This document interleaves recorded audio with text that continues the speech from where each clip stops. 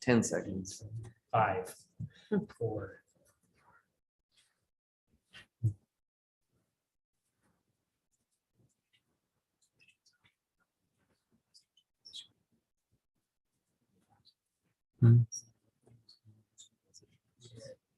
Oh, that.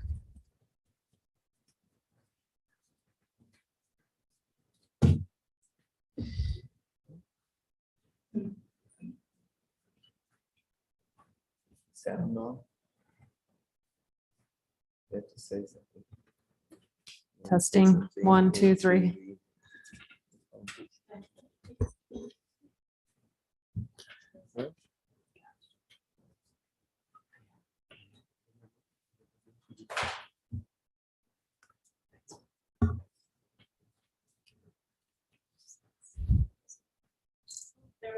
Okay. All right. Welcome to the July 20th, 2022 North Logan City Council meeting. We'll do an audible roll call for today. Roger Anderson.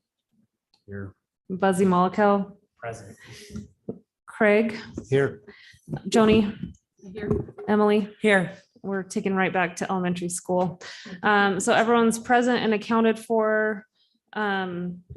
We will begin by having Craig give the Pledge of Allegiance, after which Roger Anderson will give our prayer. Stand. I pledge allegiance to the flag of the United States of America and to the republic for which it stands, one nation, under God, indivisible, with liberty and justice for all.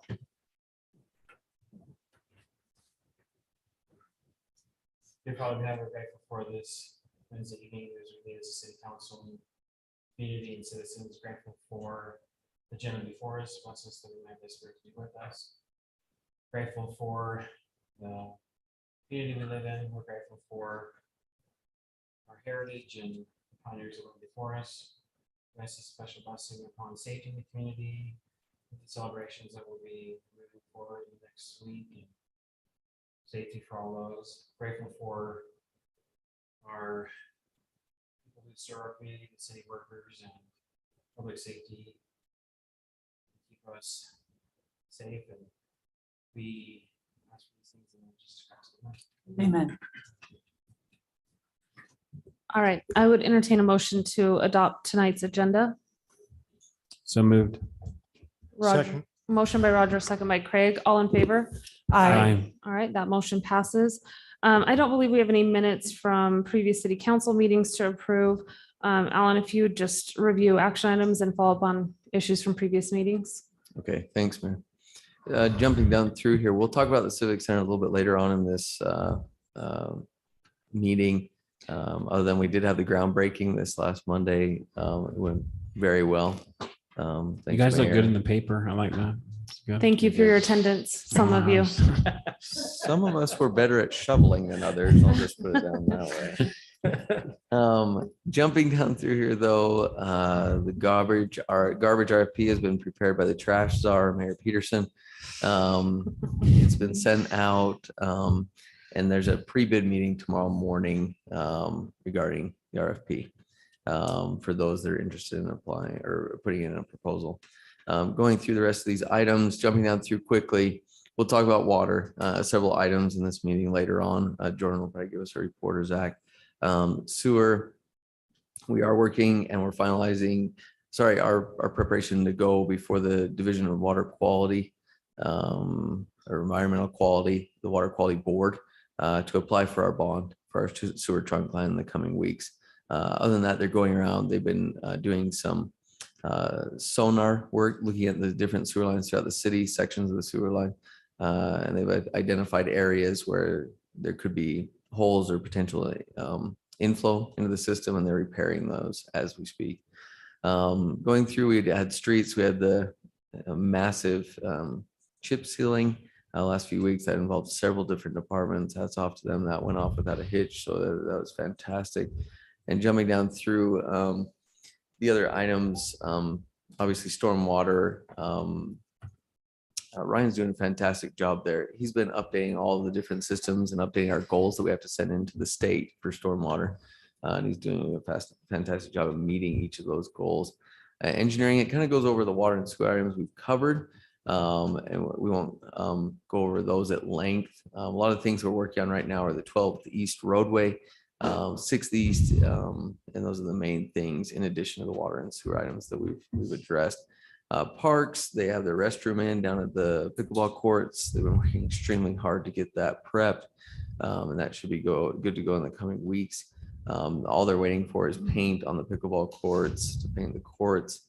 And then they'll do the landscaping around the outside, and then a pavilion will come in either later this fall or next spring on the south end of that park, along with the new parking lot. It's coming together really well, and hats off to them for putting that together with all the other things that they've been involved in, including the chip seal. Trails, we'll meet this week with Carly to go over a portion of the Bonneville Shoreline Trail. We're working on those sections to tie everything together. We do have a grant for that. She's working on the environmental portion of that study, and we'll start working on those. We did meet with the county, and we went over our active transportation plan and a few other things to update them. And they're going to add several of our items to their 2050 plan for the county level of all of our trails that we're putting in currently and that we will put in the next several years. Recreation, this is a very extremely busy time for them. We'll just put it that way. They have the burnout coming up, and we'll go over these items later on in the meeting, but the burnout's this Friday, Pioneer Days on Monday. They have several sports and programs currently taking place, everything from baseball to art classes to everything else. And then they have adult kickball tournaments coming up. So hats off to them. Facilities, they're helping out in each of these other departments. Cemetery, we're still looking at the secondary water plan and working through that. They'll probably replace the planter with rock in the coming months once they have a minute to breathe, not putting in pickleball courts and other things. Jumping down through here, community development, the key item that we're working on still is our updates to the moderate income housing plan. Spencer's been working extremely hard on that, picking some goals that are achievable, that we'll work on and implement probably this next couple. I think there's probably a public hearing in early August regarding that that Spencer will be working on. Economic development. Does that go through planning commission first, or is that straight to us? No, it would. That's a good question. The first portion the public hearing will probably take place in planning commission. It's one of those rare things that goes to planning commission for public hearing. And then it would still have to come to city council, it's my understanding, shortly after that for approval. And then we send that into the state through the Division of Workforce Services. Economic development, our CRA, it's coming before the county council twice for open discussions, workshops, and it'll probably be approved in the coming weeks, probably one of the next two meetings. There wasn't a lot of opposition to that, more just questions and updating as far as education process. So after 3 or 4 years, this is going to be fantastic to have those things approved and in place as a tool to attract businesses. And our economic development master plan, obviously it looked fantastic. Thanks to Spencer. We completed that last meeting. Treasurer, she's working on several education posts with the other departments. Jumping down through here, human resources, they'll do another survey out to the employees. They're working on several items with each of the employees. They have a lot on their plate right now, just updating certain items. Recorder, we'll talk about some budgetary items tonight. Thanks to Scott for updating those and having the new budget prepared, and also the CIB items tonight. So thanks, Scott. And then library, extremely busy.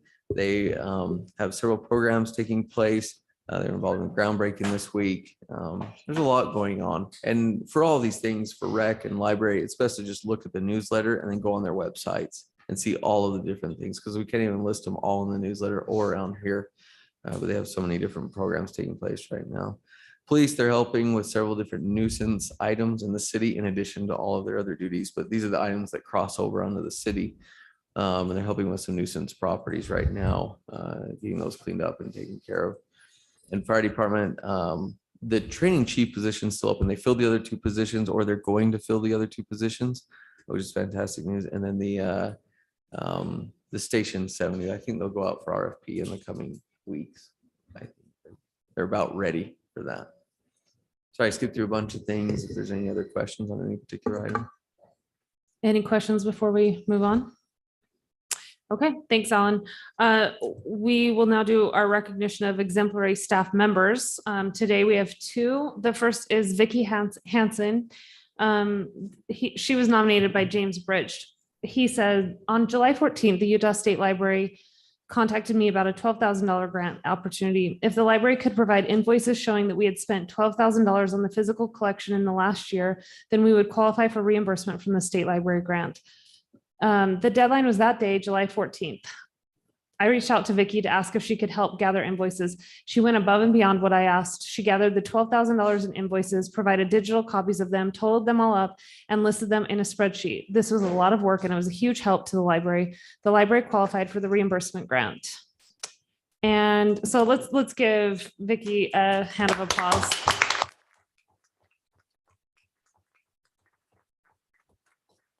That's above and beyond, Vicky. And maybe people shouldn't know how impressive you are because they're sure to use you again.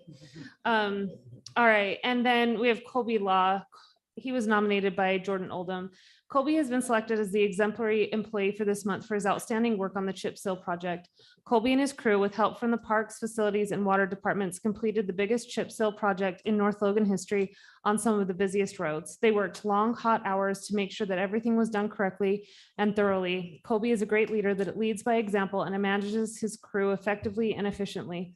Colby had plans and people in the right places to assist with notifications, traffic control, and signage to make sure people could get where they needed to be, even with the soccer tournament. Colby is a humble leader and would rather pass the recognition to his crew and the assistance he received from other departments. On behalf of the entire Public Works Department, we know this project would not have happened without Colby.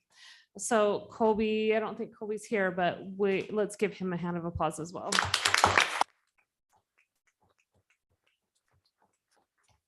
It's always good to see that he's doing some on-the-job training too. So it's impressive.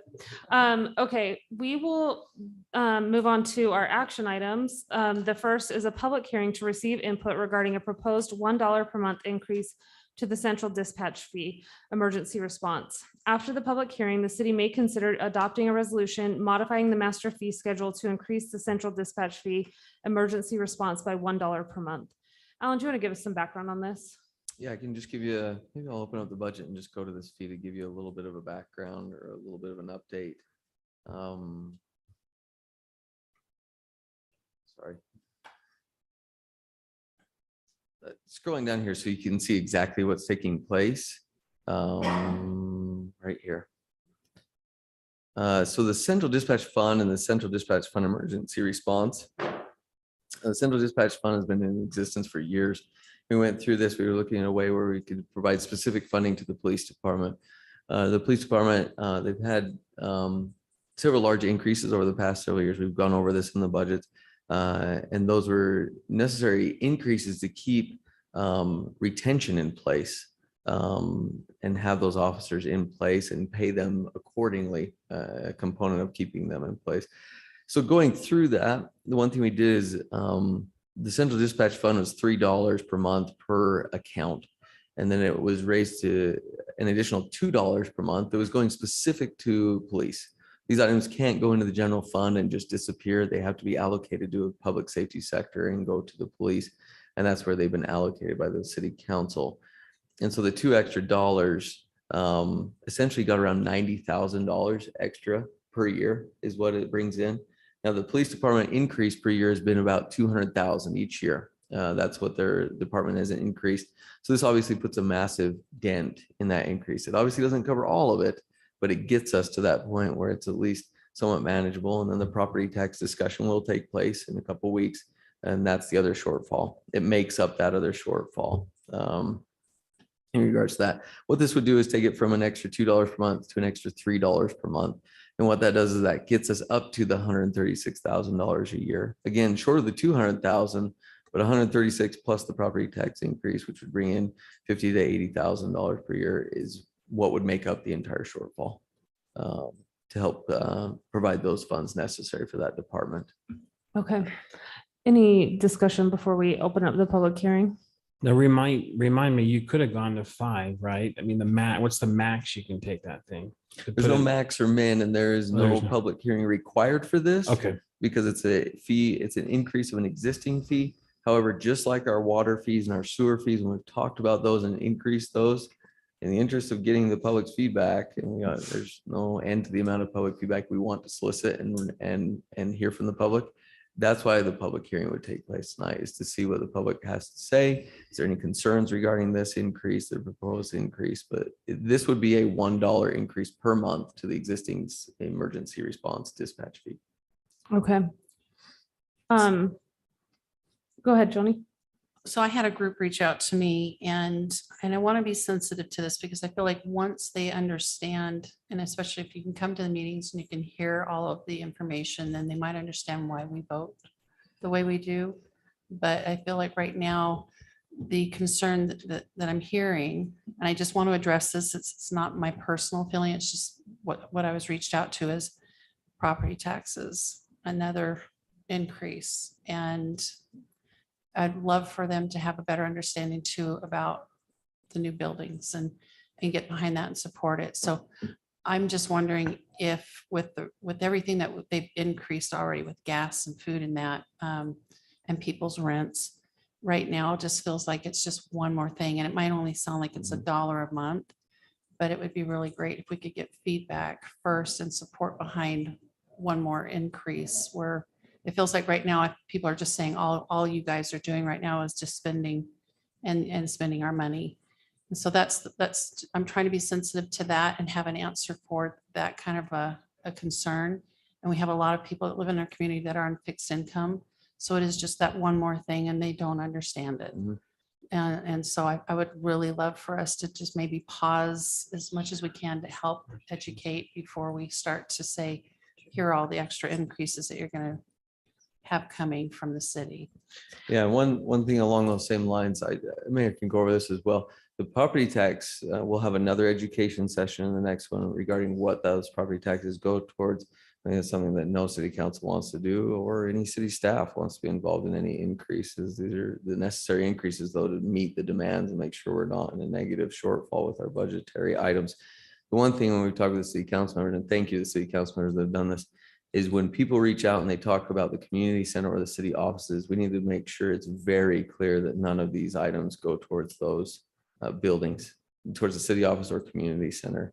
It's quick. We have to make sure that people know that definitively when they ask about those types of items, that we're not spending money on those items or taxpayer dollars or increases in any way. And so that needs to be very clear. And then yes, it's something we do need to consider. Small increases are still detrimental to people on fixed incomes. Well, at the same time, North Logan has done very well at keeping their property tax rate below average in the valley. And then also the central dispatch fund is in line with what a lot of other cities are charging right now. Yeah, and I'll add to that. I think that this kind of was born from talking with Chief Black about adding, they originally requested 4 officers with the department, and that was just something that we just do not have the money to do. But in talking to our citizens, my sense is that people generally support money that goes to our police and public safety. And if you've read the documents that accompanied this item on the agenda, we're bound to direct that money to public safety. So I think it's one of the few areas that we're able to really earmark the money that goes to a certain place. We're not playing a shell game and saying, surprise, you're buying chairs for the city offices. It's actually going to adding additional 2 officers for the police department. So yeah, anyway, I think like you, Joni, I do want to err on the side of too much public input. So, and I want to be sensitive to, I know that prices on everything are rising right now, and it's, we're dealing with that both with the wages of our employees and trying to retain them, and also trying to balance what our taxpayers can pay. So, okay, if there's not anything else, let's open up the public hearing. I will read the instructions for that. Before you begin, please state your name for the record. Please speak into the microphone so your comments can be recorded. Limit your statements to 2 minutes. If you're speaking on behalf of those that are present, you may ask the chair for more time. Please phrase your opinions in the form of statements, not questions. A public hearing is the opportunity to express your opinions to the city council, not a time to ask questions and expect dialogue between yourself and the council or city staff. Please address your comments to the council, not the public. The council may ask questions about your comments in order for them to better understand you. If you have questions or need to address an issue, please meet with the city council members or appropriate city staff before the public hearing where dialogue can take place. You may provide a written statement as your input for a hearing. You may read your entire statement or summarize it. The 2-minute limit applies. You may provide a copy of a written statement to the city recorder, who will make copies for the city council. Written comments, if a copy is provided, become part of the public record but are not included in the minutes of the meeting. So with that, I will open the public hearing and I will begin with a written comment submitted by Barbara Middleton. We are aware of a new library expansion, a new event center, and a much needed administration building. It is inevitable that the fixed cost to manage, maintain, and upgrade these buildings will result in future tax increases. Unless we have golden eggs hidden somewhere, the taxpayers will eventually bear the costs. We are aware of recycling trash changes, water concerns, and building new wells. Therefore, unless strong data supports the city emergency services needing increased funding, this seems like a dicey time to ask for more tax burden to be placed on the public. What data supports a tax increase for the emergency fund? Are we seeing increases in emergency calls? If so, are there certain regions of the city where these calls originate, such as residential, industrial, commercial, retail, et cetera? And if that is the case, how do these areas share in the costs? Are there categories of emergency calls such as fire, auto accidents, cycling, walkers, medical assistance, et cetera? Are there certain populations requiring increased emergency support such as youth, elderly, et cetera? If there are increased calls, is that due to a lack of infrastructure needed to create safer areas such as traffic control, better urban design, speed concerns, zoning, et cetera? Although we all want emergency services available when needed, how is the cost shared across the city and with certain populations or areas that have higher call rates? Unless you can support this tax increase with some hard data, I suggest the city postpone this for another time rather than hit the taxpayer with another increase. Thank you, Barbara Middleton. Are there any other comments? Seeing none, I will close the public hearing. And council, I'd love to hear your discussion on this item. You know, Barbara brings up a good point that I've been hearing a lot of. Where are people going to actually see this fee increase? Because she keeps calling it tax, but that's not where it's going to show up, correct? Correct. It's tax or fee. It's still burdening the community. Yeah, It comes in the absolutely. form of a utility bill. So each month on your existing bill, you'll see that itemized. And you'll see that $1 increase in your itemized bill Okay. each month. I was gonna make just a couple comments, especially after we did this with Mayor Can last year, and Roger and I got in a big argument, but it wasn't really an argument, but it was a dispute. So after that meeting, I started just kind of asking my local neighbors their thoughts around fees for public safety. And to the mayor's point, got the exact same feedback that generally most people are in favor of. I do want to, and I think I'm generally in favor of this, but I just want to call out that when we look at the tax increase that we proposed at 7.47% for this year, that's almost identical to what we've raised the public safety fees between last year and now this year if this passes. So even though it's not technically a tax, it's a tax, right? And it's the exact same thing that we publicized for months leading up to this meeting today, or excuse me, last month when we passed the property tax increase, but dollar for dollar on the average home of $590,000 at 7.5%, it's almost the exact same for increase for public safety as well. So just something to keep in mind. Again, I think I'm generally in favor, but we do need to, I think to Joni's point, it needs to be really clear that the way these numbers play out, they're the same, and just because we call it one thing or the other, it hits everybody's pocketbooks the same way, I guess is where I'm going with that. So I know, but there are certain people, at least in my area, who are on a fixed income who are paying their taxes kind of in like a one lump sum, and it can feel a little bit harder. But when you see it as like, this is $1 a month increase, especially when my neighbors have even told me that they're seeing lower water bills because they're using less water because they're following the guidelines. $1 a month can come in, like seeing that kind of stuff adding up doesn't really feel nearly as much. Does that It's make one sense? time. Totally. In fact, I agree with you. That is the So- significant difference is that you're paying it monthly and it's smaller and it's maybe easier to budget for. But When we seem to be getting in a trend of visiting this every 3 to 6 months now. And it has me a little concerned that we're going to have to continue to visit it. And eventually it does add up, right? Regardless of whether it's paid annually or monthly. Absolutely. I just think when we address some of the other concerns that come in, that Barbara Middleton actually brought up a lot of concerns that people have been bringing to me about any proposed increase in any way, shape, or form. Specifically, I think we run into some issues because other options have been mentioned to decrease our police costs that are not in favor with what people want. And so I think educating a lot of people to say, like, if you want this, this is the cost. And there's Mhm. not really a way around it. Because when we say costs are increasing, they're also increasing for police. It is more expensive for them to get gas, just like it is for us. You know, I mean, it's not that the government is somehow not affected by inflation, and just as much. So. And like I said, I think that there is a limit. I wouldn't green light, a unlimited fee for this. I think that we have to be really careful that you don't enter into that tax realm by just saying, hey, we're going to just throw another fee on there and call it something other than a tax. But I think that where our community has demonstrated over and over that they support the police and that that's an important thing for them.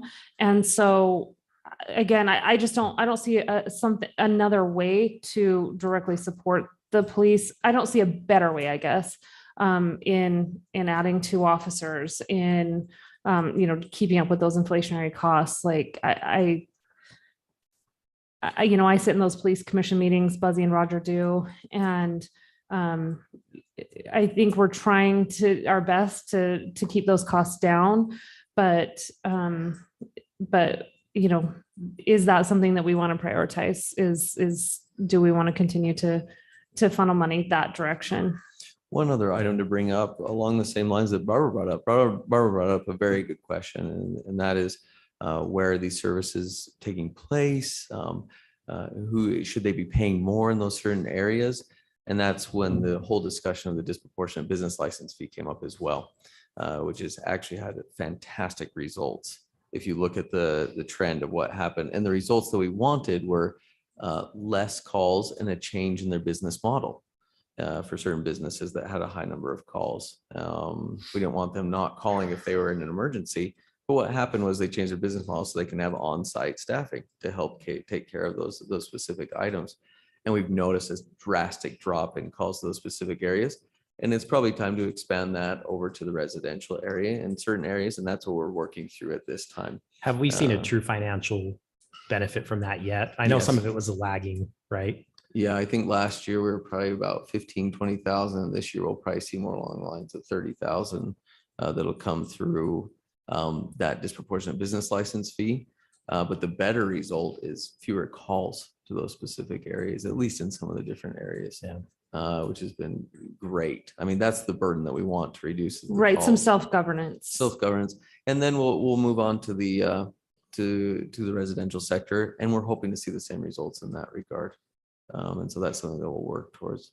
But yes, that's a perfect point. That's why the city council moved in that direction back in the day. Well, I want to keep supporting our first responders. So for me, I would eat out less a year, and it's not going to be that many times that would make up for the difference. But I do understand where other people are coming from and all the extra added costs. So I'm just wondering, as a city, are there things if we have people in our community who are saying, I'm having to look at my budget and I need to cut back so that then I can make sure I can pay for these extra fees and the extra taxes that are coming. Are there things with our city that maybe we need to look at and address and say, okay, this is a wonderful thing, but maybe this isn't a priority for the economic situation that our country's in right now or where we're headed. So maybe it would be great if we could look at and be very transparent in that and say, we're asking for your extra support, and here's where we can look, where we might be able to cut back. So as we're looking at our budgets, that's the one thing I keep looking at and saying, is this a want or a need? And is this a necessity? And can you explain what the spending is for? So if you can't explain that spending, then that's a red flag for me. And I Well- feel like that's maybe something we should be doing, is where could we be making adjustments for Yeah, I ourselves? think that's what we did though in the previous 3 meetings for the Yeah. budget. Well, and I think specifically we're talking about, this is money that's earmarked for emergency response. So really that discussion, we need to keep it within those parameters, like, is this a justified increase to justify the increases in budgetary demands from our first responders? So, and that's, I think that's kind of been the focus of police commission over the past 6 months, at least that I've seen. So Roger asked us last year and we kind of didn't necessarily go that route, but have we done enough forecasting to say that, how long will this last us? For example, we ran any of those numbers to say we'll get through 6 months with this fee and then we have to go again, or do we need to consider larger and, handle it all at once? But We'll talk about this at length, and that's a very good question, Buzzy, because the next meeting at the property tax discussion, my push right now, you can go as high as 10% because that's what you allocated. That was your ceiling you set in June. I would actually push, and this is just my opinion, so you guys do whatever you would like. My feeling is you push back to 5%, because that gets us where we need to be. And then we're balancing at that point, and I think we'll be okay. I honestly feel that way. And I think in years to come, you'll have to consider smaller incremental increases. There's nothing worse than waiting 10 or 15 years and doing what some of the other cities in the valley have done, and they do a 50% increase in 1 year. You should never do that. That just hits the residents so hard, and you should avoid that at all costs. And so that would be my kind of just encouragement. You guys can Okay. make the decisions at that point. The one hard thing about the police commission budget, you ask where to cut it. And I don't know the exact percentage, but 85% of the budget is in personnel and benefits and wages. So, and we're already being told that we're short officers. So, we say, if we turned over everything to and it's, I think, like public safety, just like insurance, you're never going to get your money's worth. Meaning, until I've always said, if the police help you, you're grateful that you have public safety, and it's our responsibility to pay for. And 10 years ago, we went down this route before we built the $1 million building, and we said that we're supporting our police by building that and, cost, now unfortunately through the economy and all that, the wages have gone way high. It's hard. I can bring up just a couple of budgetary items though, just so everyone knows. I bring these up all the time. Smithsonian's second, almost. us and Smithfield, we're about the same size as far as the community goes. If you want some budgetary numbers, we have the most parkland in the valley, most parkland per capita in the state. However, our parks budget is the 4th largest in the valley. That's absolutely incredible. Recreation, we are the largest rec department in the entire valley. We are the 4th largest recreation budget. We have communities that are 4th our size that have larger budgets than us in those regards. Streets, we did more maintenance this year than I think every other city except Logan. They will do more maintenance than us this year. They have at least double or triple the length of roads, and we're neck and neck with them in roads maintenance throughout the year. We would probably spend 1/10 or 1/20 the amount on that streets budget. And so just the things that we have done with on a limited budget is absolutely remarkable. I'm talking about general fund budget. And that's kind of where we're looking at right now. Yeah. So this is kind of getting into an overlap of the Yeah. kind of tax discussion. So I'd like to just bring it back to this dispatch fee, because I think really what's germane to the discussion is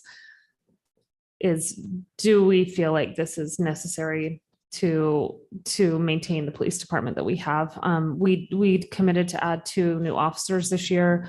Barbara mentioned, do we have increased calls? Our officers, I don't know if Justin, if you can speak to this off the top of your head, but our officers take more calls than any other officers, per officer calls.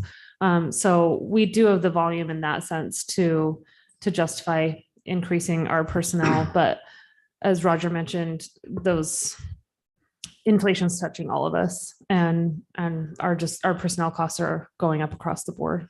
So are we ready to make a motion on this? Does anyone want to? I'll make a motion. Okay. I'll make a motion that we adopt the resolution 22-17, increasing the emergency communication response fee from $5 to $6, an increase of $1. I'll second. All right, motion by Roger, second by Buzzy, all in favor? Any opposed? Okay, that motion passes unanimously. Okay, next, we will consider a resolution authorizing the creation of the local building authority of the district. Scott, are you speaking to this? Alan, you've got this? I can just give you a quick overview. This is the Community Impact Board bond that we applied for. To put this just in a general scope, this is a 2.5% interest bond that we applied for from the CIB, the Community Impact Board. It's a $5 million bond for 30 years is the duration of the bond. The monies come from federal mineral lease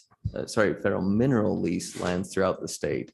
Cache County does not produce, but we were still able to apply for this bond, and our minimum that we could go on the interest rate was 2.5%. We'll have to go through a number of different meetings, creating this local building authority, approving the bonds, going through the actual bid selection process, which is coming up in the coming meetings. But that's just a general overview. Now, if you want to get down in the nitty gritty, we have both Alex Buxton here. He's from Zion's Public Finance. He's the financial consultant associated with this project. And then also Scott, our resident expert on all things local building authority. Do you want to speak to this? Yeah, yep. Scott, you'll have your day in the sun. Scott, feel free to correct me if I say anything inaccurate. Thank you, Alan. Yes, my name's Alex Buxton. I work at Zions Bank Public Finance and am working as an advisor to the city throughout this bond process.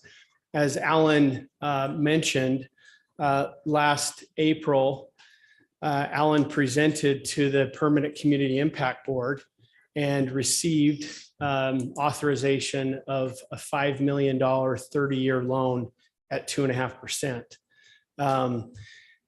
If you've ever been to the Community Impact Board meeting, maybe some of you have, everyone's trying to get as low of an interest rate as possible.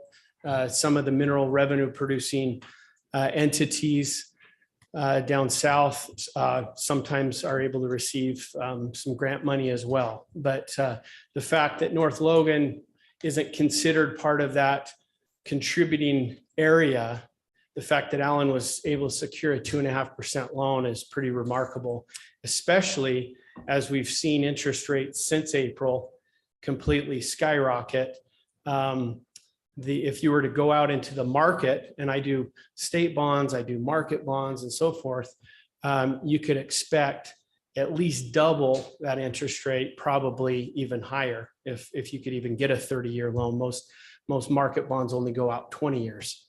So anyway, I don't want that to get lost on how attractive that 2.5% interest rate is, even though I'm sure you'd love even something lower.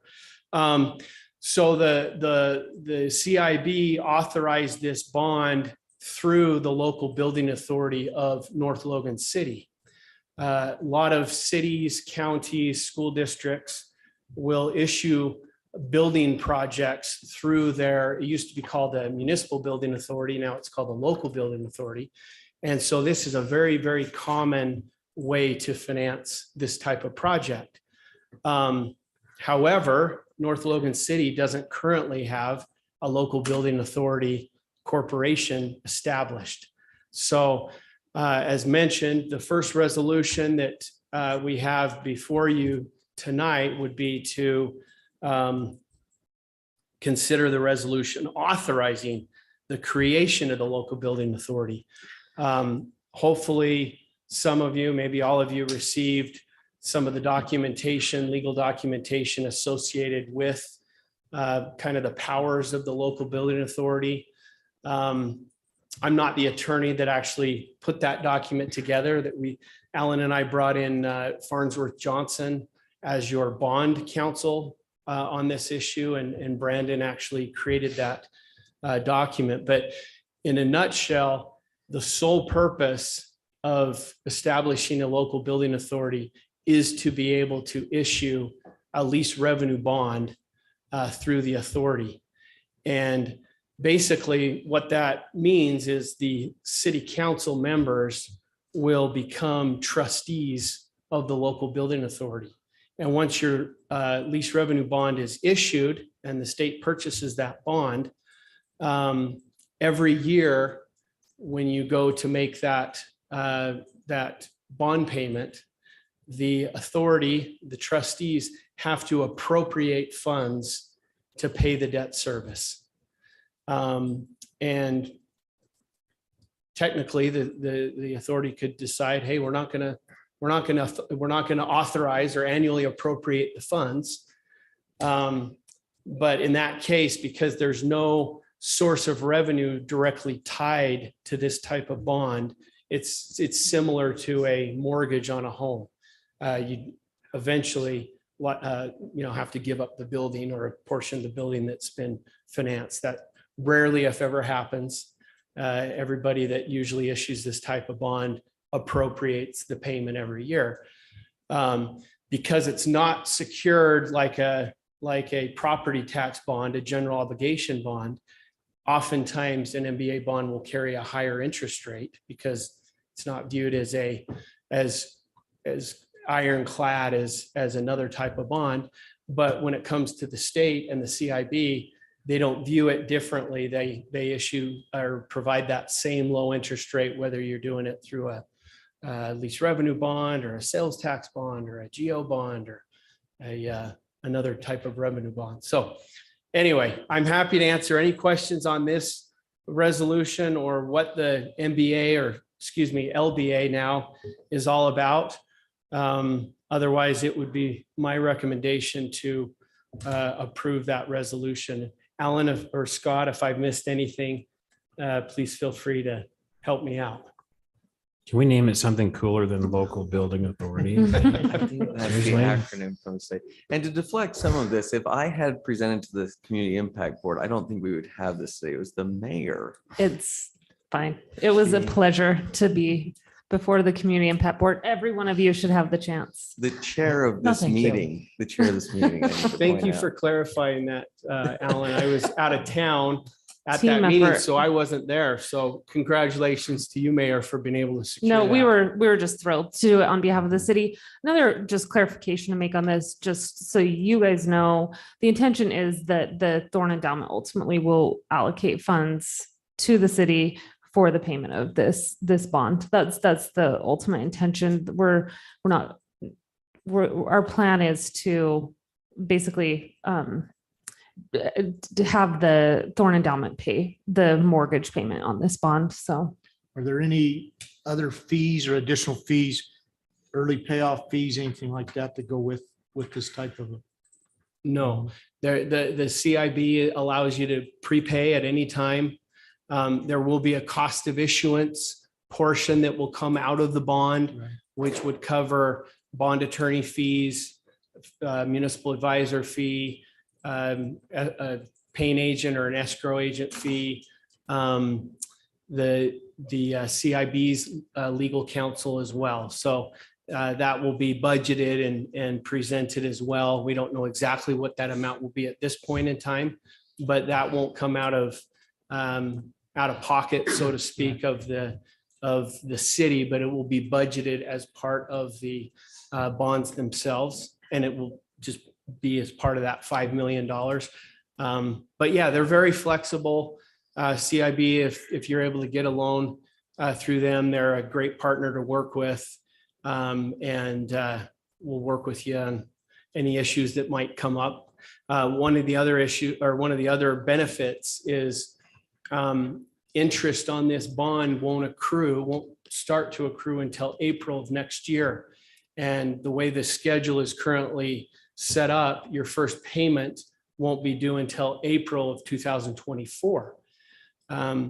However, so they give you about a year to kind of get things put together. But if the city is able to get everything squared away, Alan alluded to bidding and getting all the costs finalized, the sooner you can get it, the bond issued, there may be a period of time where there's no interest because you get the money, you can get the project going.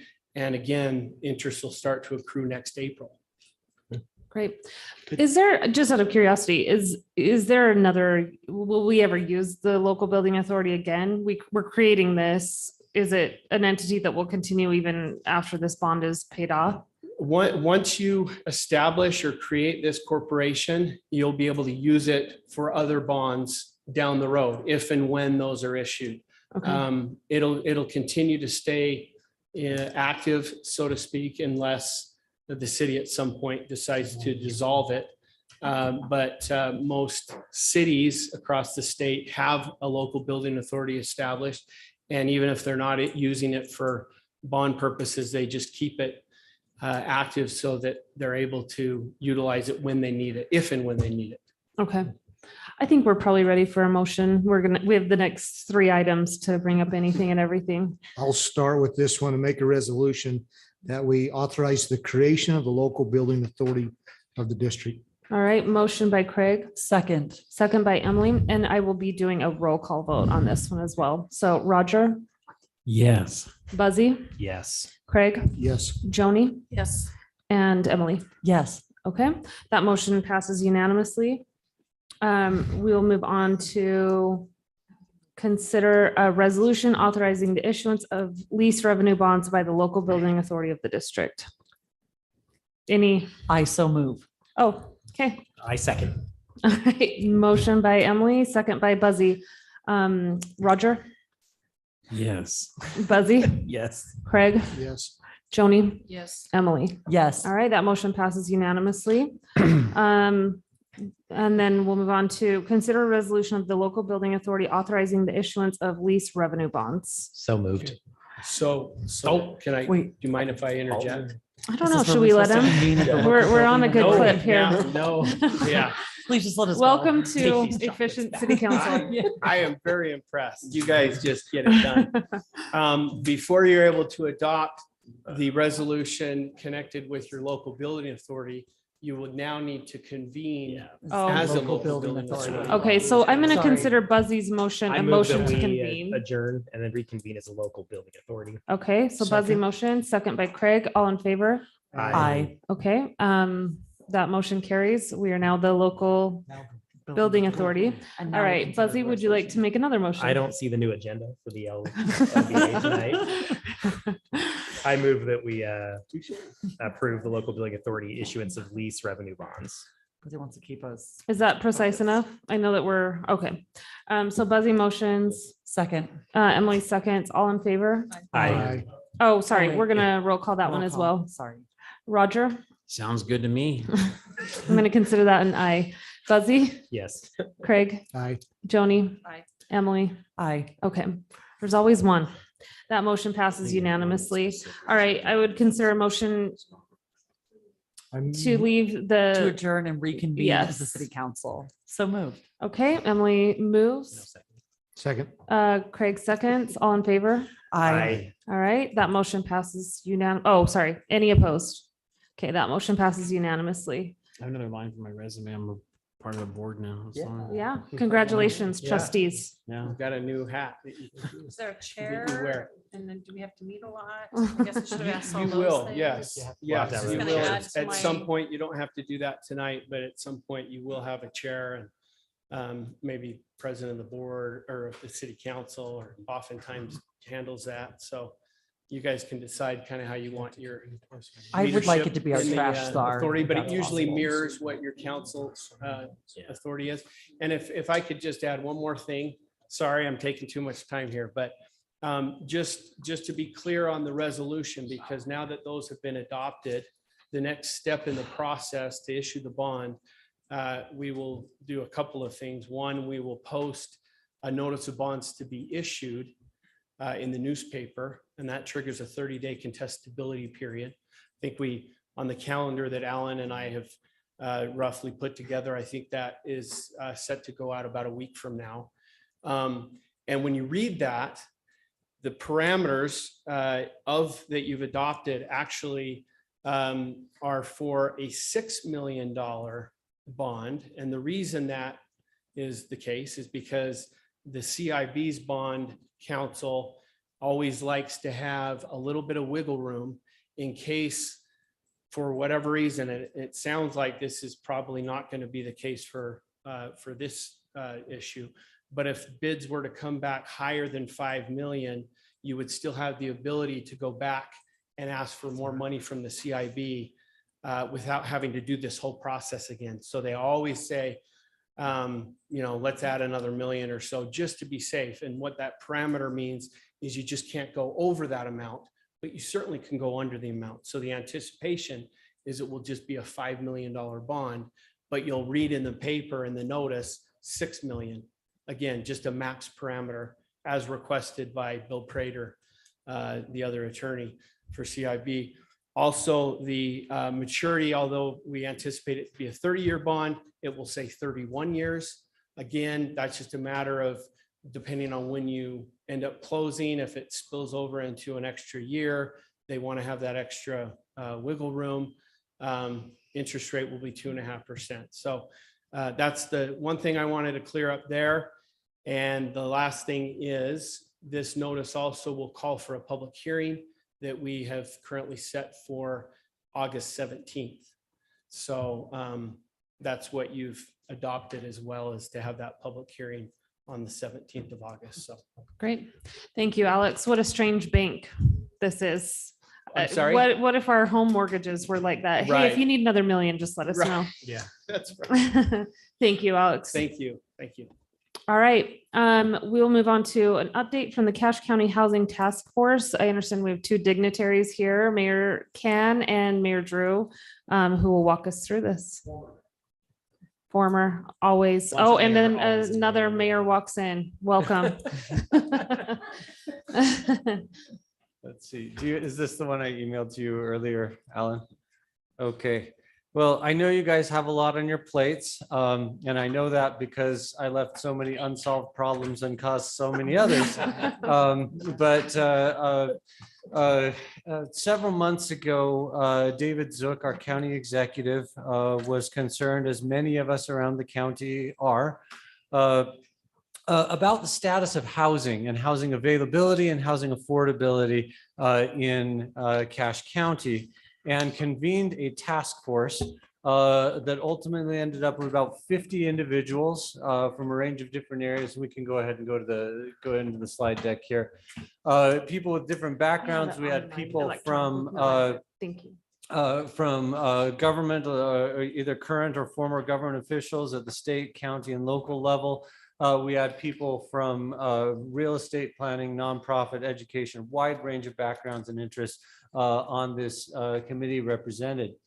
As we sat down and looked at the problem, everyone on the committee agreed that that we had an important mission to serve in responding to and trying to find actionable things that we could do to try to address the housing crisis here in Cache Valley.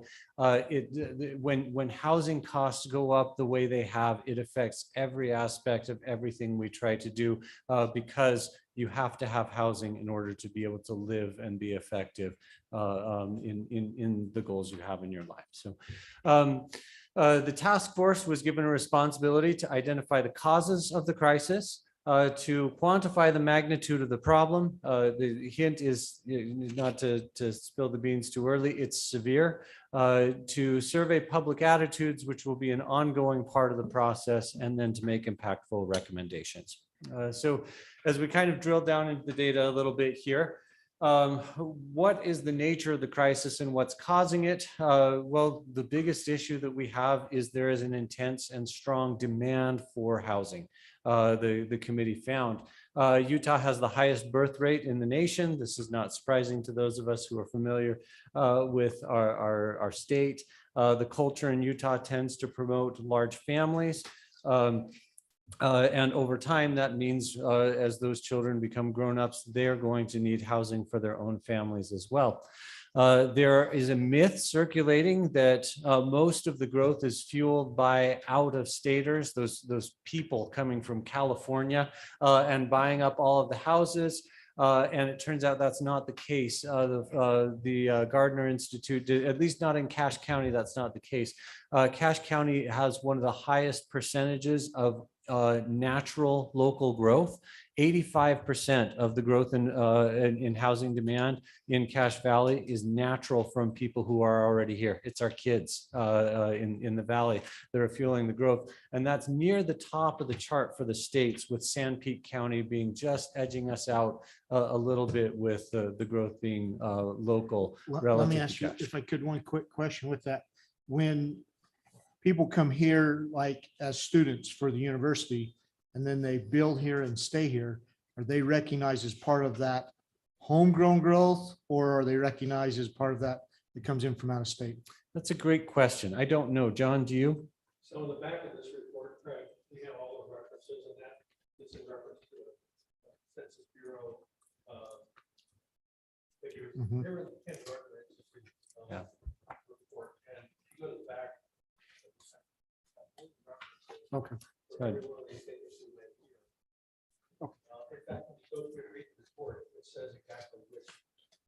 So I do think we experienced some growth of those that come here as part of the university and stay, which is great. That's- I You're think literally that's- describing me, just as a no. Yep. I hear on the, Absolutely. Well, we'll see if we can 25 chase years. back through and get a good answer on that for you. And the growth shouldn't be surprising. We go back to the Envision Cache Valley study from 2010 and various things we've been a part of when we're looking at the city center here. The population in Cache Valley tends to double every 30 to 40 years has been our historical pattern. And Envision Cache Valley in 2010 anticipates doubling of the population by 2050. We may get there a little faster than what was predicted, but the growth is not, it should not be a surprise to us. We knew this was coming. So this is just a little graph that shows Cache kind of at the top of the natural growth counties. So we can go to the next one. This slide is intended to show the scope of the problem. If you look at the average home price in Cache Valley in 2010, a few years after my family moved here, 172,000. Show me where you can buy a house in North Logan for that price. Not that's the median price. The low price has surpassed the median from 12 years ago, guys. And now the median price in Cache Valley from about May of 22 is about 503,000. You can see a huge part of that growth is happening in the 2-year time period, 2020 to 2022, but it's non-trivial even prior to that time. Interest rates are not that different in April of 22 than they were in 2010. And so interest rates may be part of the issue that the committee noted that interest rates have been very low for a very long time. By the way, I think our committee is doing really well. We started in April and already the available housing supply is going up in Cache Valley. And I think John gets most of the credit for that. Thank you for that. So this has been a good committee. But look at what this does to the mortgage payment. Instead of $893 a month in 2010, the average mortgage payment that would be based off of that. This is not that people's mortgage payments have gone up by that amount, but what the mortgage payment would be on the median home price. The median home price, the average mortgage would be $2,600 a month. And particularly for you guys, as you think about hiring police officers, we need teachers to staff our schools. We need firefighters and all of those things. How many employees in the city of North Logan can afford a house with a monthly mortgage payment of $2,600 a month for the median home in Cache Valley? And you can see that the scope of the problem is really, really significant. We can go ahead and move forward. What would be the consequences of doing nothing? Businesses are going to struggle to recruit, they will struggle to grow and thrive. Young people are going to choose to leave Cache Valley and settle and start their families elsewhere because they don't have a place to be here. And over time, the average age of our residents will increase, and it will change the very nature and fabric of our communities. If we can't find ways to do this, we can go on and on about a variety of other things, contributions to homelessness, a variety of other social problems, those kinds of things, as people spend more than 30% of their base income to try to cover housing costs. Executive Zook asked us as a committee to identify recommendations for each level of government to address. As in my municipal service, I attended more than a few presentations of this nature. And at the end, often felt like that I was attending to be the whipping boy because I represented at that time a city, and that all of the problems were due to cities. The task force is mindful and cognizant of the fact that while cities need to be a part of the solution, that the causes of this are multifaceted, and the solutions for housing crisis also will require action by a wide variety of public and private partners. So first, we have the federal government. Our task force is called on the federal government to publicize and identify factors contributing to this situation. Specifically, we're concerned about labor and material supply issues in the supply chain, how that's influenced by tariffs, and a wide variety of policies of the federal government. And those are profound. If you look, right, if you've been to Lowe's in the last year versus what it cost to buy a 2x4 4 years ago, the cost increases in basic building supplies have gone up substantially. And so being able to try to find ways to address those kinds of things is really important. Inflation and swings in the cost of money in terms of interest rates are also important here in influencing boom and bust cycles. And those are things that I can't ask you guys to solve those problems. I would love for you guys to be the policymakers that could address that. I think you'd do a great job with it, but those are things we're counting on the federal government to address to help with that portion of the problem. Next is the state level. The state has a number of switches to throw here as well. One that the committee saw as particularly important is that in a court decision several years ago, the Utah Supreme Court held that land use decisions are not administrative, as most people assume they were, but rather were legislative in nature, which means they can be subjected to the initiative or referendum process. And as a result, that puts a lot of political pressure on city, county governments because their actions can just be reversed by virtue of a referendum process. We haven't experienced that here in North Logan, but looking around the room, every other city in the valley, nearly every city in the valley has had this experience with having a land use decision reversed or nearly reversed by this process. The state also, this one wasn't as popular in terms of the overall scheme of things, being mindful, and I think understanding the spirit in which it is intended is important, but worrying about city codes that create barriers to a variety of housing options. The recommendation of the task force is not that the state come in and broadly preempt cities or bankrupt them of their land use authority, but simply to find ways to encourage and promote city codes that allow for a diversity of housing types. There's also some encouragement for the state to track and publish, gather some data, and let people know how their city is doing at addressing some of these challenges, and then potentially looking at first-time home buyer support programs. The county, I think, has a lot of potential here. If you look around the city of North Logan and say, all right, if we're going to embark on a larger housing project that has a variety of housing types, you're looking for a piece of ground that's bigger, probably 10 acres or larger in size. how many 10-acre parcels open can you think of in North Logan City that can work like that? In our city, here in North Logan, there's not a lot of that still left. There's some pieces, but not a lot. In the county, there is a significant amount, but there's not a lot of provisions in county code that would allow for development at higher levels of density. And when I say higher levels of density for the county, I'm not even talking about 4-story apartment complexes that are 20 units to an acre or something of that nature. I'm talking about like 12,000 square foot lots would be something that would be very difficult to get entitled to in the county. And the task force recommends that the county look at some of those kinds of things and do so in partnership with cities so that there can be a plan developed that allows for growth that might take place in county areas to come in and take place in a way that would be consistent should those areas ultimately wish to be annexed into adjacent cities and communities. A lot of calls for planning, improvement of general plan and those kinds of things at the county level, looking for denser development in unincorporated areas.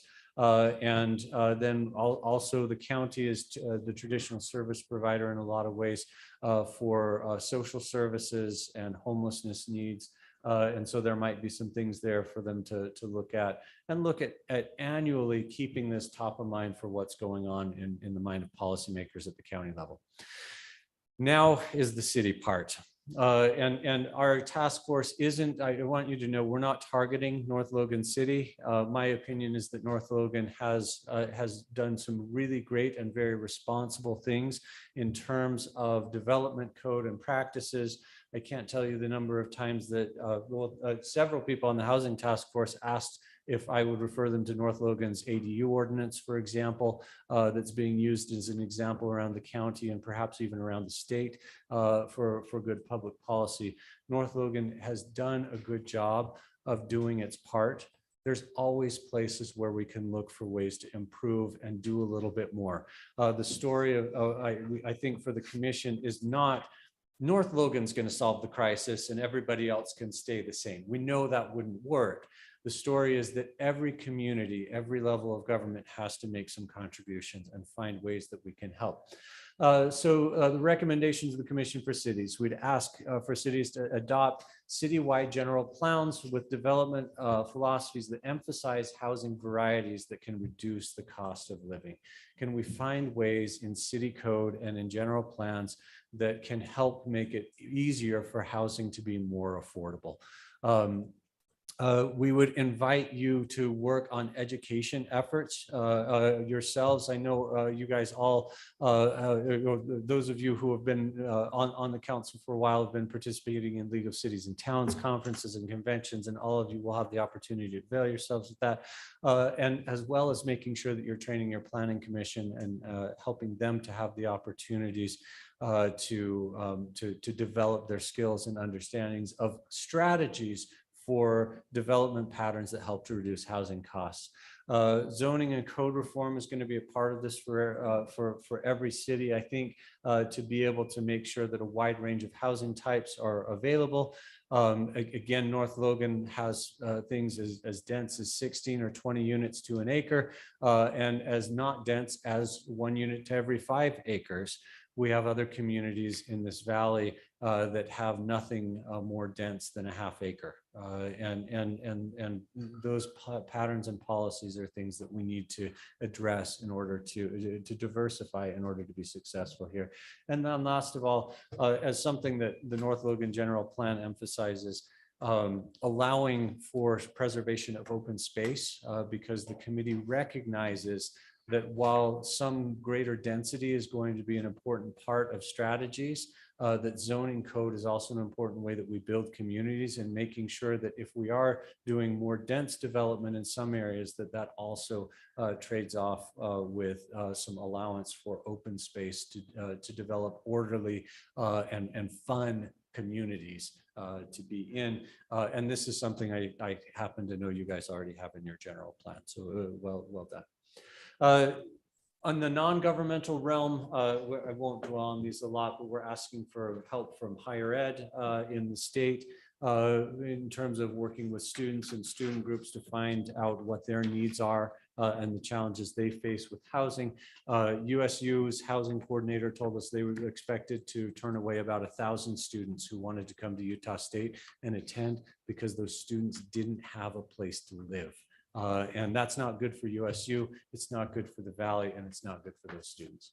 Next, we also had some conversations about school districts, want to reach out to young people in the schools, and then also reach out to teachers, a uniquely important population and vulnerable to rising housing costs because it's not traditionally a high income population. Next, we also have private nonprofits.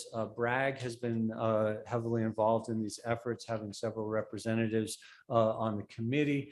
They've agreed to help gather some data on ratios of income and debt load and those kinds of things to help us understand. So far, their findings are that if people had to buy their houses today on their incomes today, more than half of the people living in Cache Valley would not be able to afford the house that they currently live in if they had to start over with a new loan on the price of the home on the market today.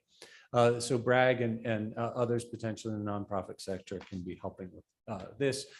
We also have reached out to the Cache Valley Chamber of Commerce. They've agreed to reach out and survey and get information from businesses that are part of this process as well, how things are impacting them. Our other co-chair besides Mayor Drew is Sean Milne, the Economic Development Coordinator, and he and the chamber will be working on that and asking for their help and support. You can see that this is a serious and significant issue. Yes, as interest rates rise, that might do some things that'll help. That's going to cool off the market for us. But that alone is not going to solve all of the issues. And so we invite you as a council to take a look at these things, partner with us and partner with the county as those invitations come in, be a part of those conversations and think about what North Logan City's part might be able to do to participate. I'll want to acknowledge John Drew, the co-chair of the task force and the efforts of everyone that went in there, Karina Brown as staff assistants from the county, and then open it up for any questions you guys might have. Thank you, Damon. We appreciate your work on this board and your continued representation of North Logan. I think it's amazing that you can kind of speak knowing our exact situation and also for the situation that you set us up in. I think that we kind of inherited a city that has been thinking about these things for a long time. So we appreciate that. Any questions from the council? I am really impressed with this and love that direction. You and I have talked about this several times, so I love to see this direction. And I feel like we do have the right land to do such a thing. I'm watching carefully the 600 acres down in Draper that the legislator, approved that development for that land. And I think we definitely could offer something like that. That would be a great use of mixed use. So people aren't having to get in cars, and it would attract as many people that go through that area. I feel like we could attract some pretty impressive businesses to come our direction as we plan smart for that. So make it a beautiful community. And so I'm so grateful that you're still working on this. Thank you. Thanks, Joni. I have a question, David, there's a large corporation that will be nameless because of a potential conflict of interest, but had a meeting this week with one of the development arms of this corporation that happens to have a large piece of land in this community that is offering foundation assistance for developers and others for the house. It's a new thing that they've started. They've done 2 of these in the state. And I'm still trying to get educated on it. I've asked for some more information. But are you aware of this? Are those that are dealing with housing crisis in the county aware of these opportunities that are now being presented by employers of large corporations? They come in, they subsidize low interest construction costs on the trade-off that you'll provide, higher density housing, but affordable housing all around employment for, it doesn't need to be their employees that live there, but the idea is what you said. Yeah, work for it, but not specifically for that company, right? The idea is that if we invest, it'll. Yeah. John, you can. Yeah, you may want to and, come so to the That microphone. way you can be. State your the name, minutes. Damon mentioned one of the co-chairs is Sean Milne, works for the county economic development director. So he's connected with businesses that are trying to locate here in Cache Valley. We have businesses would love to come here, and they intend, there's public press releases, and then they come here and they found out they can't hire employees because employees can't find housing because of shortage of supply, and what they can find is unaffordable. So we have both a shortage of supply and high prices, supply and demand. So, and he's mentioned some names. There's a battery company, I forget the name of them. They're going to create EP. 1,500 jobs here. AP systems, yeah. There's Thermo Fisher that had, they were going to expand some of their business here in the valley, and they ended up going down to Weber County. Jobs and housing go hand in hand. If you've got kids in the Providence Council, we've got council member with 9 kids, 6 kids, 5 kids, 4 kids. Maybe they're- that's where we start. They're all millennials. Find houses for them. And then the one guy in the council is 75, he's got 23 grandkids. So, but our kids and our grandkids here in the valley have to have jobs. If those jobs are going somewhere else, as our valley grows, our kids are going to go follow them. They're going to go where the jobs are. And I'm 71, and I'm not going to be around here in 20 or 30 years, but 20 or 30 years, if we don't do something different, and we don't welcome our kids and build affordable, adequate housing, Cache Valley is going to be a bunch of old folks. I'm not going to be one of them. Some of us here in this room will be here. Yeah. Maybe that's the question, John. Then, so this is, it sounds like this is a temporary task force that's then going to disband. Is It that was right? 60 days, but what we got at the end is we had a lot of people that say, we need to continue this. Yeah. We need to, and a lot of it, Buzzy, is what I'd call cultural change. I say it's both bottom up and top down. I mean, we're working with government entities, obviously, but part of it is talking to people, talking to students. We had a lot of people talk about, let's connect with young people. You know, then they go home and have a conversation with their parents and say, hey, mom and dad, do you want us to live, you know, down the block from you? Do you want grandkids here? Yeah, we want grandkids. Do you want them to live in the valley? That's the conversation that needs to happen. We have a lot of older people set in their ways and they don't want to see anything change. And, you know, they like the neighborhood they grew up in and they think they have a right to say, you know, no more development here in Providence or wherever. That's We what have we people in our city like that. Buzzy, to your point, I'm not familiar with the specifics of any one particular corporate program, but I'd be very interested to learn more and share that back. John and I can share that back with the county and let them know that that might be something to look at as something that could have a lot of possibility as a mechanism. That's what I'm hoping. I can maybe just get these folks in touch with you if there's some way to bring it together. So it's promising, and you know, 2 successful pilots already that look good in other communities. Here's my only concern, and I say this just because I've lived in 4 different places where we've seen rapid growth in very rural areas. And so it is that we unfortunately, I wasn't a city council member at that time, but there were no design standards set in place. And so what we saw were, you know, there would be some areas where HUD was involved, and you go back now 20, 25 years later, 30 years later, and they're not desirable places to live. And so I know that there is a really great way that we can do it where it's affordable, but people still want to be there 50 years, 100 years from now.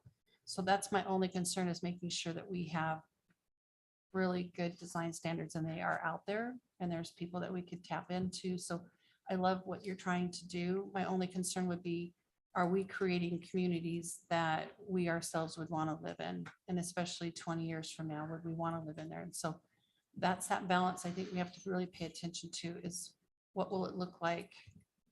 And how can we intermingle people that, like they did in Daybreak, where they have affordable, but they also have some pretty nice homes in there as well. So I'd like to see us be able to do that.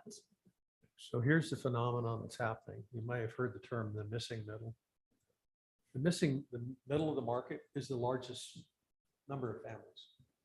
We're not building enough in the missing middle because now they're higher density homes. Mhm. So the missing middle, the young families, they're occupying the rental property and the homes that low-income people would be otherwise occupying.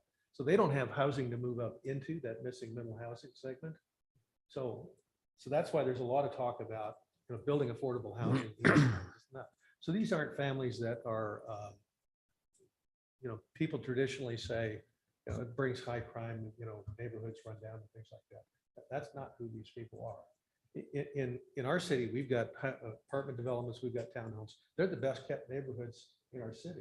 The city where we've had problems, where people have junk cars and broken down equipment, things like that, they're single family homes because they park them in their backyard or the side of the house. But you've got professional management in an apartment building. Wasatch companies, one of their specialties, they build to own apartments. Deloitte Hanson, and he takes pride in it. And he had a development here in North Logan that won a state award for the best development, I forget what it is. They were the Four operated Seasons. apartment Four complex Seasons, yeah. on Yelp for years. They may still be. They are fantastic. So, yeah. Joni, I think your point is really well taken.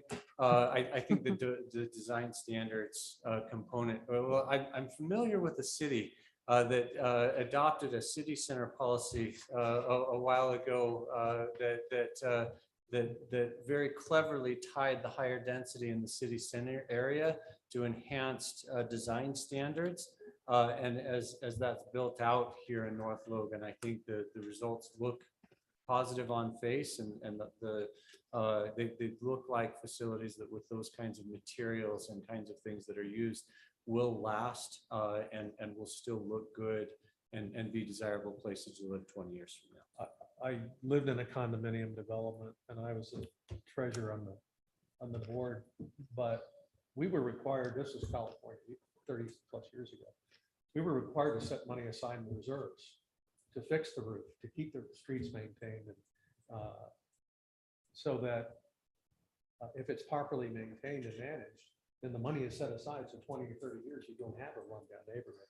And But that's what I it's think we also really need to self-governing. have. The Right. tenants and residents that live there are responsible for what happens on that development. Homeowner association. Without the homeowners being guided by their neighbors. All right. Is this going to planning commission, this presentation? Sure, we'd love some of our commissioners to hear this. Spencer has. and Yes, I thank you, Buzzy. visited, Yeah. About a week ago, and Alan and Lindsay and I got to chat at length about this.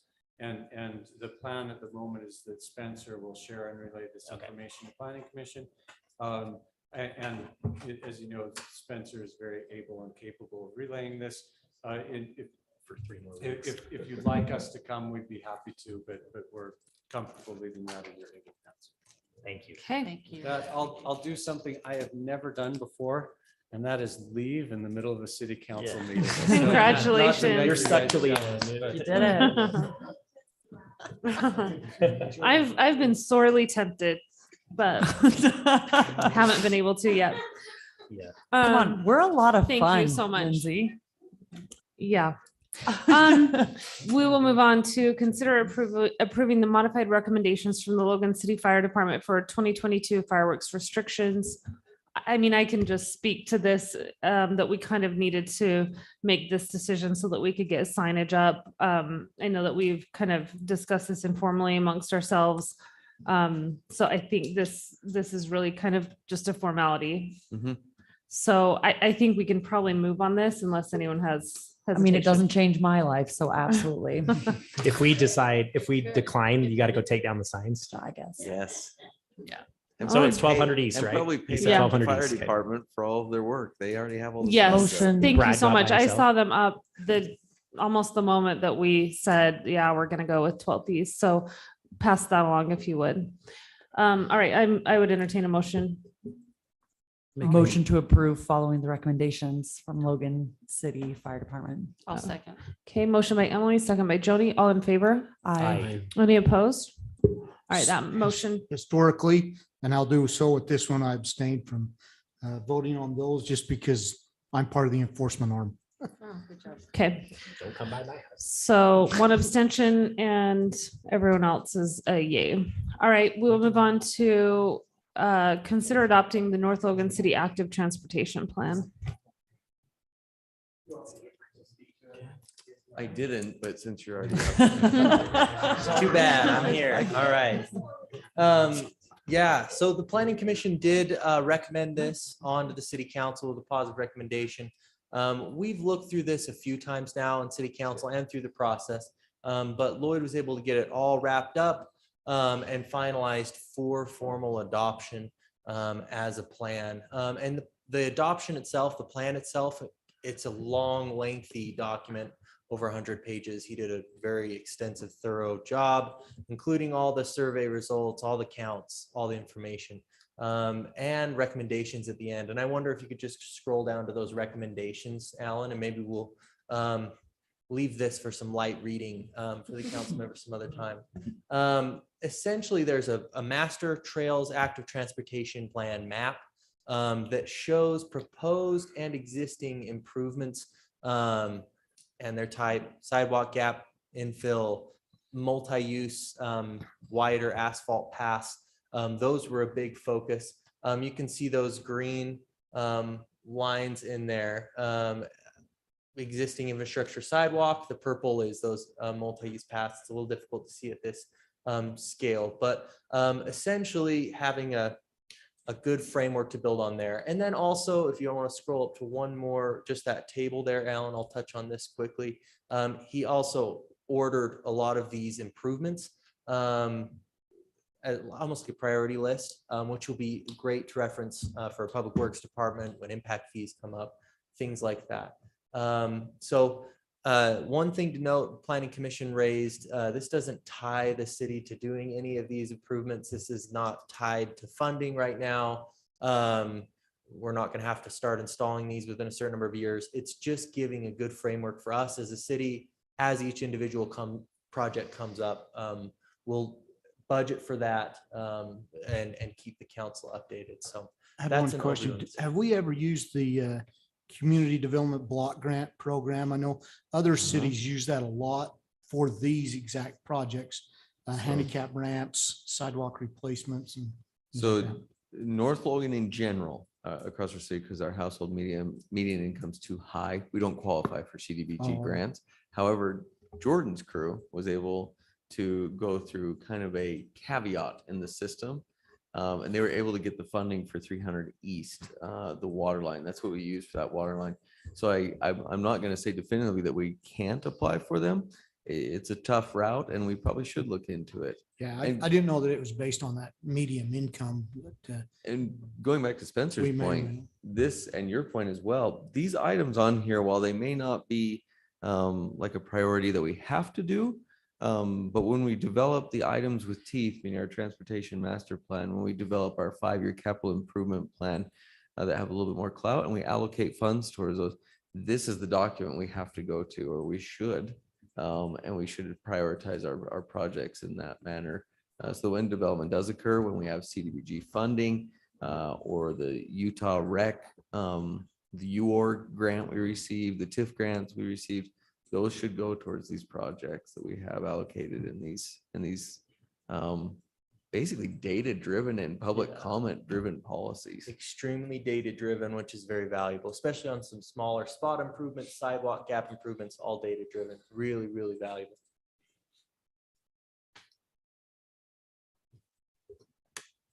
I move that we adopt the North Logan City Active Transportation Plan. All Second, right, motion by Buzzy, second by Emily, right? yes. All in favor? Aye. Any opposed? All right, thanks so much. And pass our thanks along as Yeah. well. He is I know that was an a official huge- graduate now, So he's, right? is he gone, Spencer? Good for him. No, in St. George area, he did a fantastic job. I can't say Yeah. how well done this was. I think that helped him attain a very nice job down there in Washington County. I think it's in St. George City in a very heavy area of active transportation. I thought for we'd get a him. chance to Thanks, thank Mayor him Barrington, personally, so. For all your help. What? I thought we'd get personally Wow. thank him, but I guess not. He's Yeah. gone. Can we write him a card?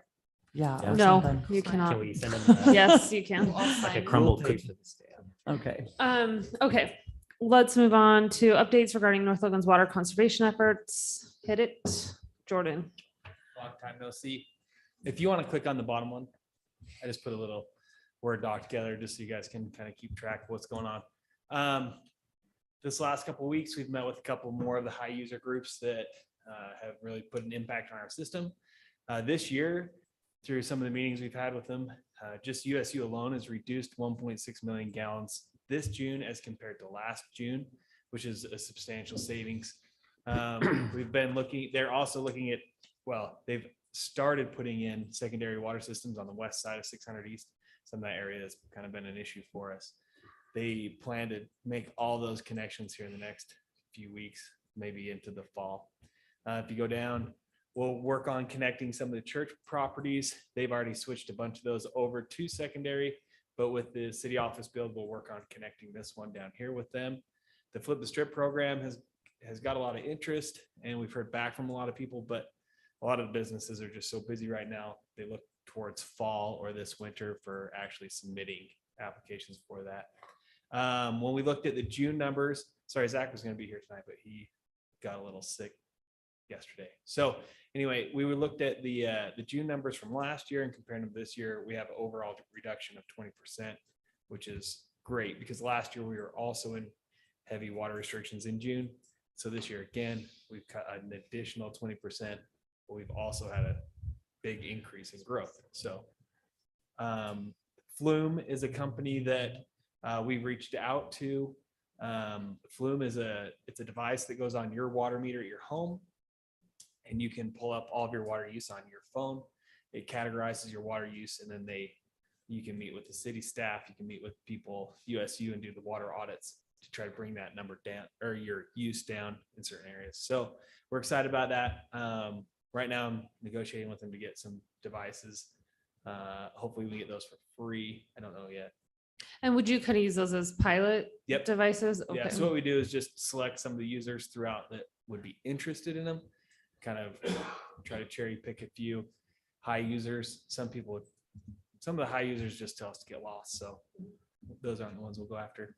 The well construction is all the documents are completed.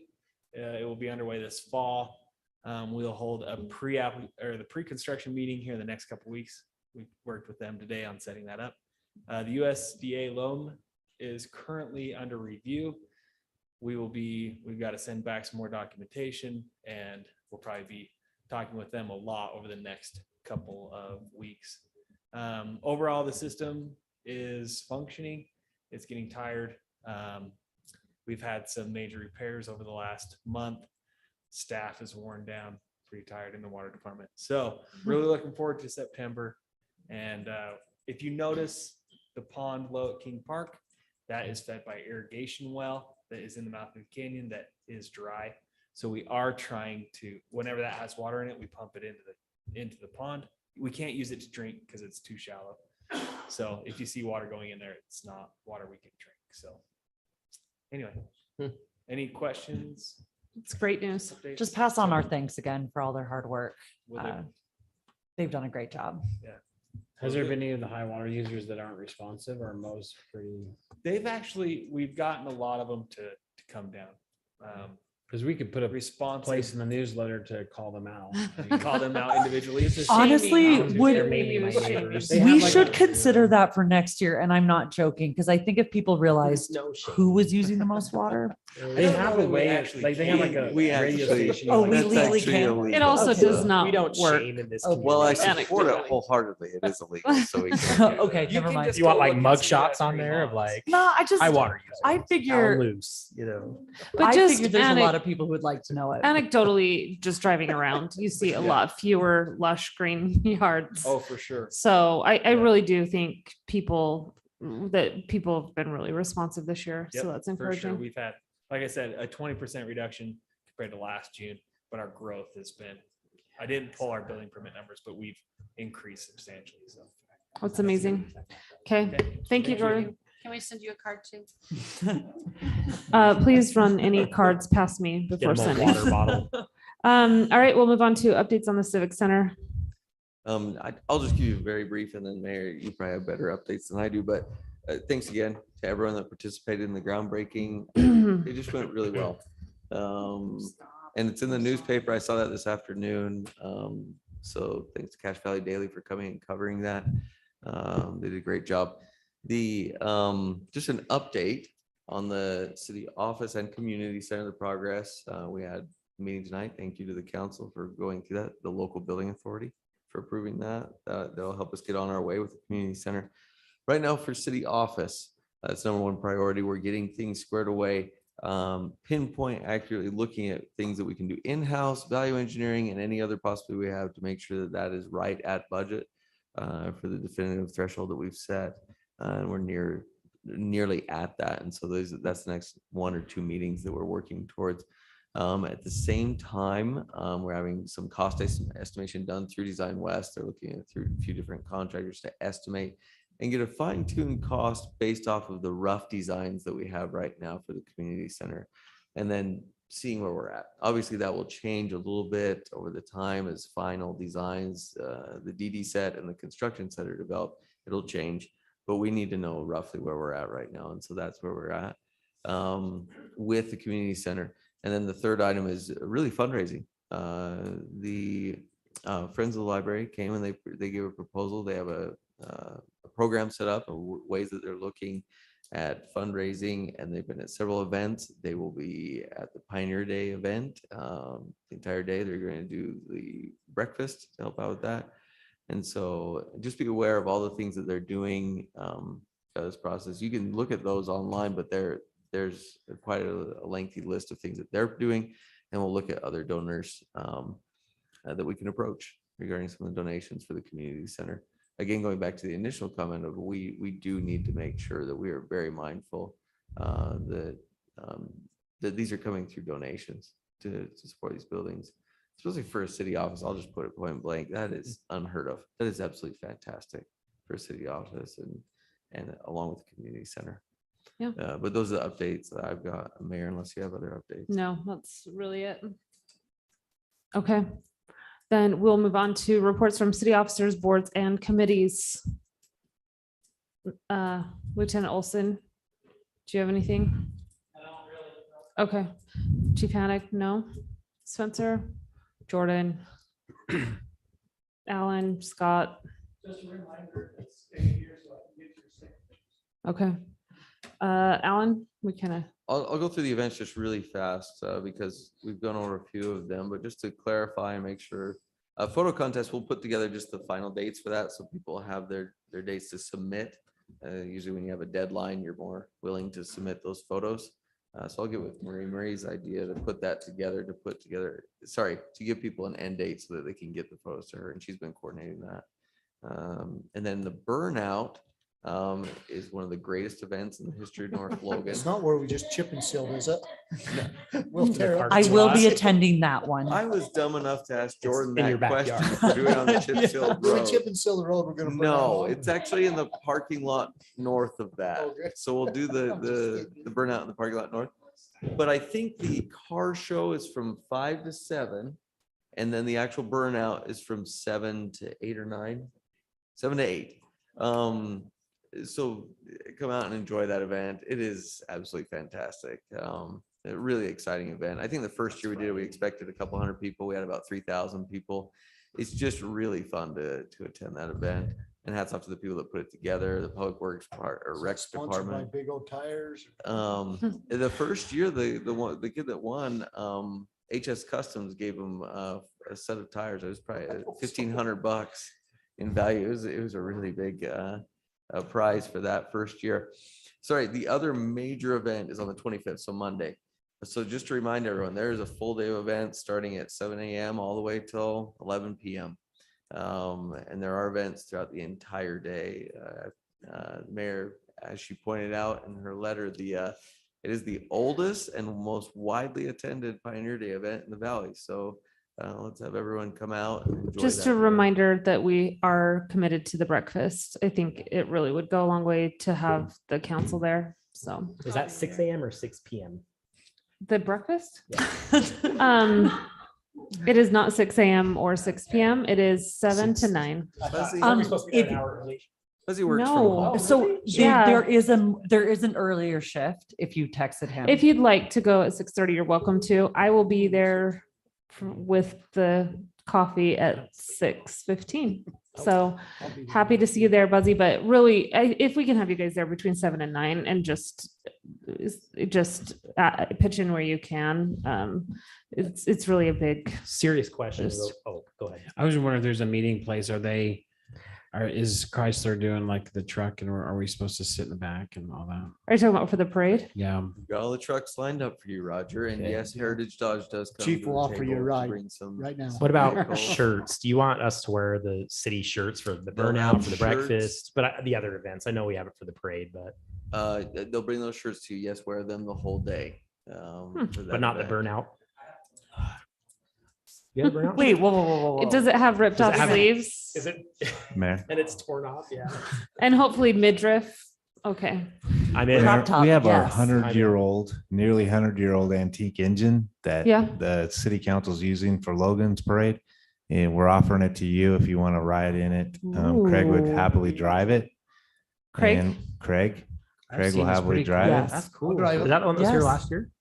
It was in 98 Logan's. 98 parade. years We've old. had it in our parade, but we're happy to bring it to yours. So It's really a unique apparatus. It was down at the museum in Twilla for a long time. When we went and got it and brought it back, it was the only fire truck in the museum that the rear axle is chain driven and it has wood spoke wheels. still. That's awesome. I It would still love does. that. Yeah, that's cool. It's a so cool we'll have truck. it all cleaned up and ready to go. And we're happy to bring it down on Monday.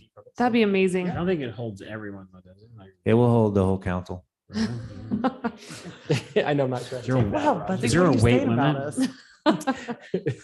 She's like, Okay, Roger, 60 maybe. pounds No. max. Buzzy can walk. Okay, man. thanks, chief. I'm out. But I'll just ride so the everyone horse knows, this year. the events are up here on the screen. So yes, the charity fund runs at 7, fishing contest at 8.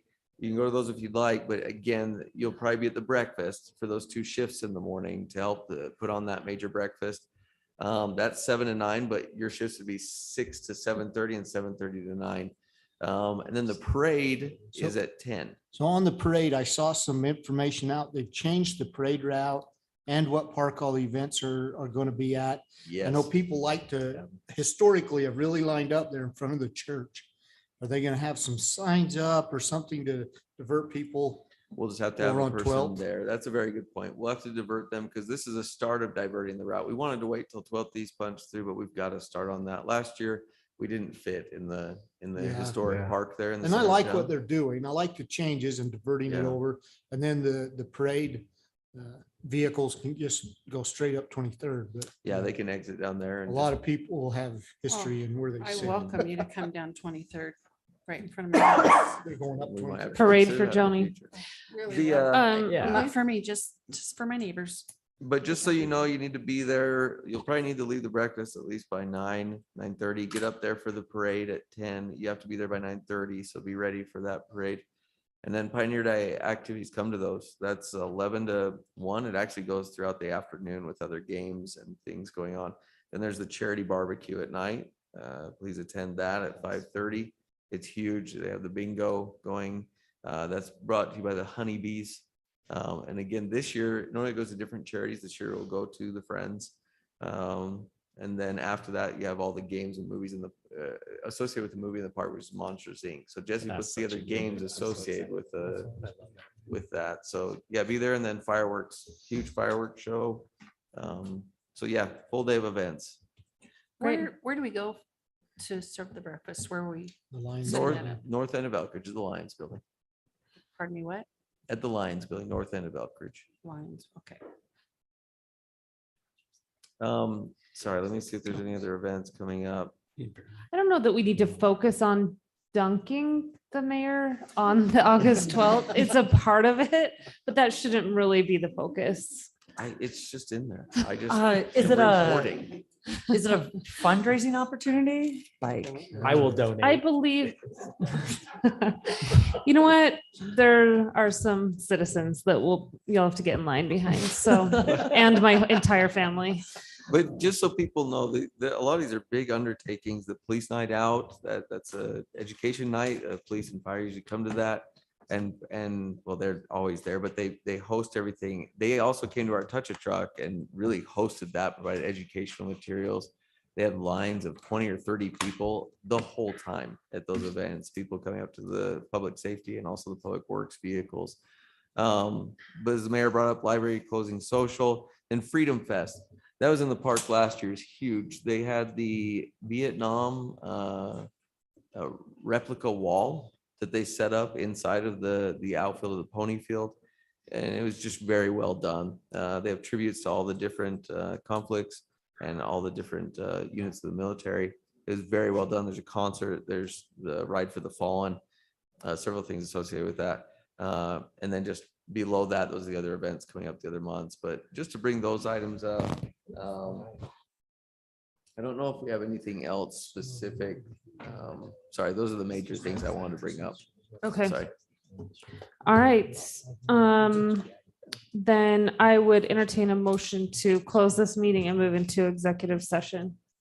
Motion to close this meeting and move into executive session. Okay, motion by Emily, Second. second by Joni, all in favor? Aye. Any